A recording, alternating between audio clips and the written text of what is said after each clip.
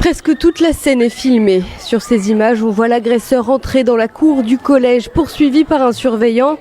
Des élèves sortent en courant, terrifiés. Parmi eux, la cible de l'assaillant qui prend la fuite.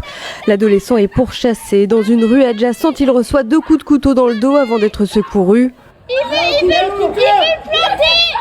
Il y avait quelqu'un avec un couteau qui a coursé un élève et tout le monde s'est écarté. Enfin, on a eu peur, quoi. C'est vrai que c'est choquant parce qu'on ne s'attend pas à ce qu'il y ait des choses comme ça qui arrivent.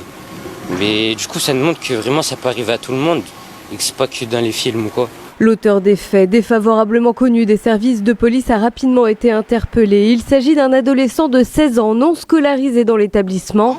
On doit avoir une réponse pénale à la hauteur des faits. Et on doit aussi faire attention en fait que ça ne se banalise pas. On doit montrer l'exemple pour ces faits-là. Le mineur de 16 ans a été placé en garde à vue pour tentative de meurtre et intrusion dans un établissement scolaire avec une arme. Sa petite amie, elle, scolarisée dans le collège, a également été placée en garde à vue pour complicité. C'est elle qui aurait désigné la victime.